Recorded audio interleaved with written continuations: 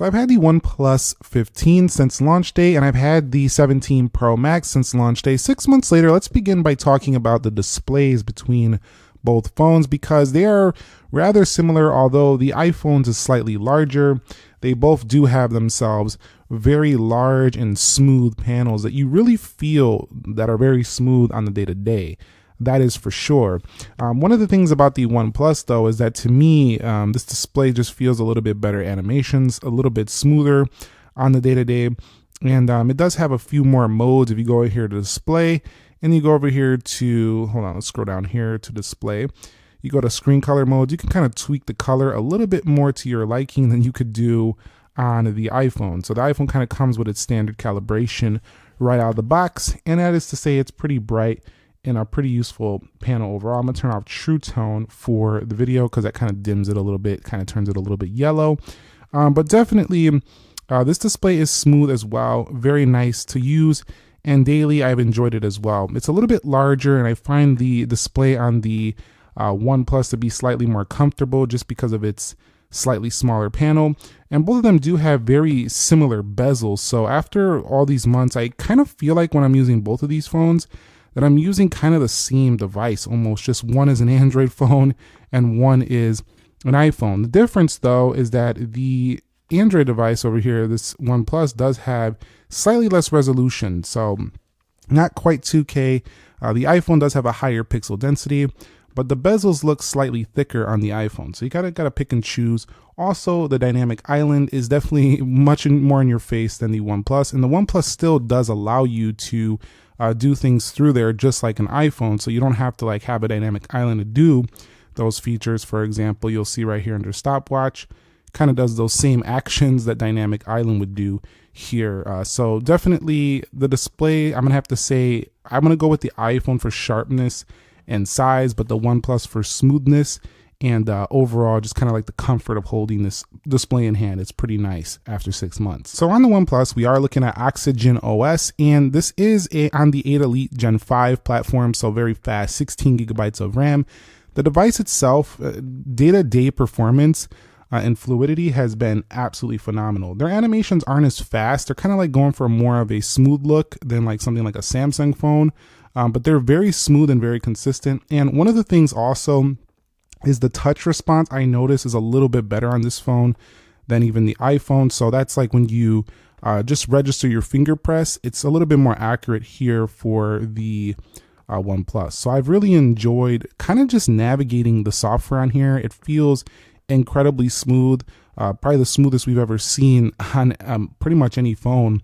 So this is one of the best out there, period. And I know it's like easy to say, oh, all phones are fast nowadays. No, this one, you got to try this one. This one has like extremely like next levels of smoothness and animation. So I've enjoyed that a lot with this phone. On the other hand, iOS 26 has not been my favorite software with the liquid glass and introduction. These little like, just sometimes it just seems like it's a little bit not as smooth as it could be. It's still a very consistent and polished look, and very like if you look around the software, everything is very consistent. So it still feels like world class. It still feels very polished and high end. But at the same time, I found a few more chops and weird and random app launches. Like sometimes it would just like chop an app rarely, but it happens. And sometimes like when I'm coming over to app library, it would like stutter a bit going over there. I'm like, what? On a 17 Pro Max, it's happened. So I've just found a few more little things like that with the iPhone on 26 specifically. So I hope 27 is the software that's going to fix all that stuff pretty easily. So I'm waiting for that. But OnePlus to me has been a little bit more efficient in its movements across Oxygen than this has been across iOS. That being said, I tend to prefer the way the icons look on the iPhone. I think they look very nice. Over here, you can go ahead and tweak them though and change them out however you like. But I just think they look a little bit more like this is their thing, and these look slightly more generic in my opinion, but you can kind of tweak them how you like. So that's really up to you. So when it comes to the area of battery life, one of the things I have to say about both of these are both boss status phones in battery for sure. So if you want to use, buy one of these, you're going to be happy either way you go, whether it's the OnePlus or the iPhone. However, keep in mind the OnePlus is rocking that 7300 silicon carbon battery. So this one does last longer than the iPhone 17 Pro Max, but for a lithium ion over 5,000 on the iPhone, this one with great thermal management also lasts incredibly long. But I think if you really want to be blown away with battery, it's going to be the OnePlus. It charges way faster than the iPhone 17 Pro Max. Although the 17 Pro Max is like the fastest charging iPhone ever, provided on the right charger, it charges pretty darn quick as well. But this one's got the warp charging. It's always going to be top in that area. But for daily use, both of these are, you're finishing the day with way more than you would have expected. So these are absolute crushing phones in battery. But I gotta say, I'm gonna pick the OnePlus. It just tends to over impress in that department, whereas the iPhone, very good, one of the best, if not the best ever battery life iPhone. But still, if you're just looking for a little bit more on battery, there's no denying that silicon carbon over there at 7300 milliamps. So when it comes to the designs, a lot of people were like a little bit on the fence about the newer OnePlus design. Some people loved it. Some people missed the OnePlus 13. They thought this one was a step back. Personally, I think from a functionality standpoint, this is like one of the best ever, because it's got these very flat, smooth corners, flat edges, smooth corners. The phone is clean and simple on the back with the sandstone texture. It looks very unique. Also, the camera, while it is a bump off the edge of the phone, it's clean, it's simple. You can see the flash, triple cameras there, housed in a nice area up off to the left. It doesn't look awkward or anything like that. And the button placement, while it is pretty high, I kind of prefer the way Nothing puts their buttons a little bit lower. This phone, they're pretty high, but at the same time, just the general phone itself looks like it's just very simple, clean, high-end smartphone. So I've enjoyed that about it. But I have to say that the iPhone with this cosmic orange is still the showstopper. This one's going to get the more attention. I mean, just look at it. Look at the color. I mean, it just pops. Also, the camera plateau looks like it's a better camera, like the size. It's the size of this thing. You're just going to think that's probably the better camera, just because it's got this big hump up here. It just makes it look professional. Also, right here, you have the two-tone look, and some people are going to say that they like that. Some people are going to say they don't like that. I personally think it gives it a newer look than before. But one of the things about this is that it has the smoother corners than even the OnePlus. These are some of the smoothest out there. Just the way this feels, you have to feel it in hand. It just feels very smooth and comfortable in the corner of the palm, unlike most phones out there. So this is a very, very good daily holding phone here in the iPhone.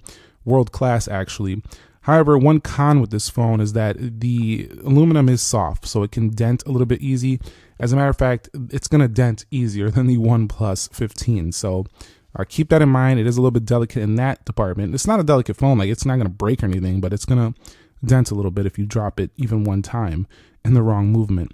Camera control down here, and then the power button is actually bigger and kind of like easier to press, I think, than the OnePlus, but they're both in pretty much similar locations.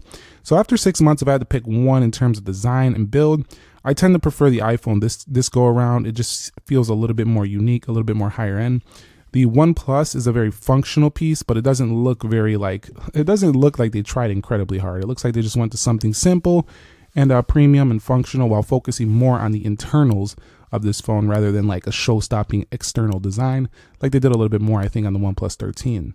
So evaluating the cameras after 6 months, I gotta say that the OnePlus has been pretty good, even though it doesn't have the Hasselblad collaboration anymore. The Detail Max engine gives it very sharp photos, and if you actually compare them side by side with a lot of other phones, detail up close with the way it processes is actually superb. So definitely a higher end camera. I'm not gonna say better than the iPhone here, but it's been good enough, I think. And also having the dual video, everything about it still gives me them pro vibes.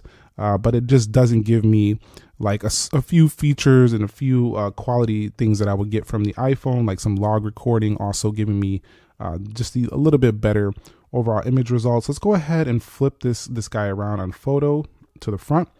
And you can go a little bit wide, but not as ultra wide as the iPhone. You can zoom in a bit as well, which is pretty cool.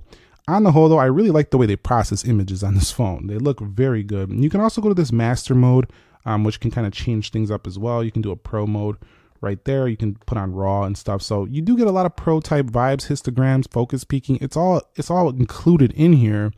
No camera button though for this phone. But at the end of the day, this lack of Hasselblad collaboration, kind of a miss. I kind of liked when they had the Hasselblad stuff going on.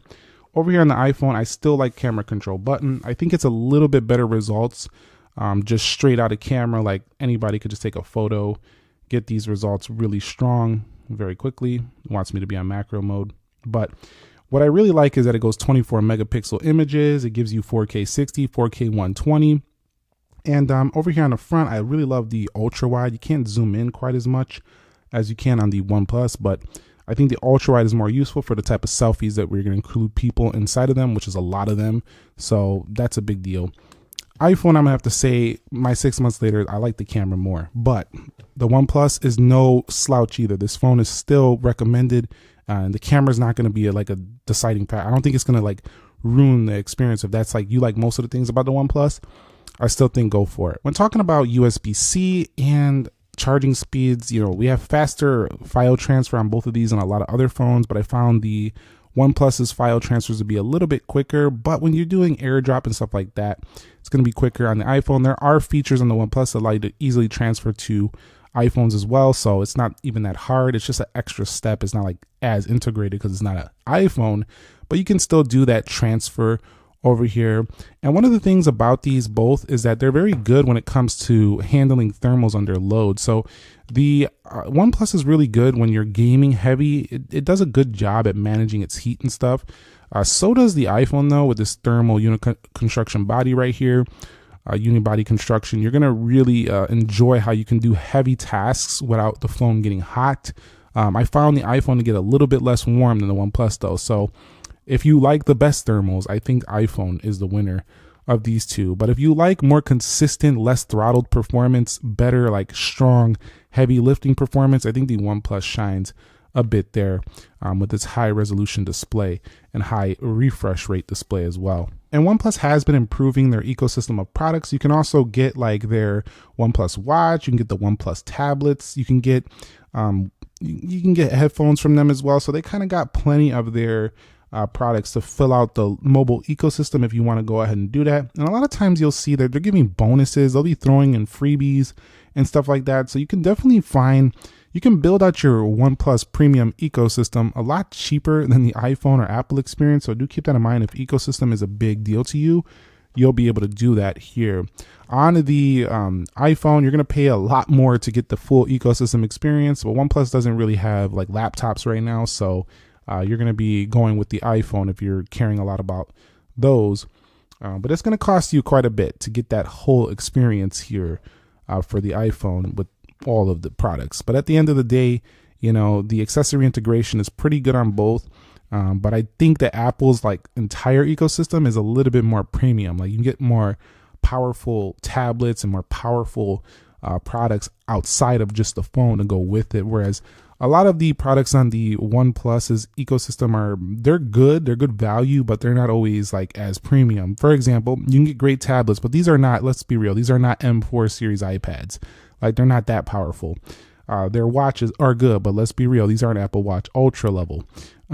Let's be real, with the headphones, they're pretty close. They actually you could argue they're better than AirPods though. I'll give them that on the headphones, but there's no MacBooks here to go with this specifically. So you get my point. The Apple ecosystem, when you build it out, costs more, but it is a lot more premium and powerful, if you will. So at the end of 6 months, which one to go with? Well, I think if you love smartphones, you love great battery and performance, I think, and you like playing around with your phone a lot, customizing, you need a lot of gaming performance, I think the OnePlus. I think you'll be very happy. It has a lot of years of software support, and generally it performs actually better than the iPhone. It actually has more consistent animations. It's buttery smooth, and the touch response is out of this world. Like the way it responds to your finger, you're almost never going to mistap anything on this phone. And the camera with the Detail Max engine is pretty sharp when it processes that photo. So good stuff here. Also, I forgot to mention the zoom is much further, 120 times, although it's not going to be great once it gets to those heavy levels. It still can do it. This can only do 40x. So value proposition, I think the OnePlus is the better value pick. It's going to cost you much less than the 17 Pro Max, but I think overall the better phone here is the 17 Pro Max, mostly because it's more of a total package to me.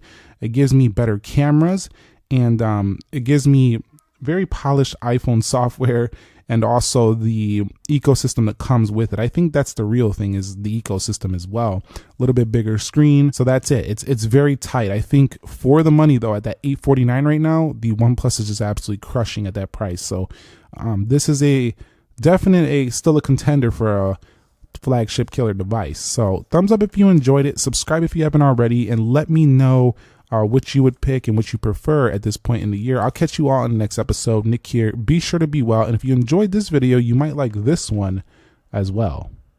I'll catch you on the next one. Be sure to be well, and peace.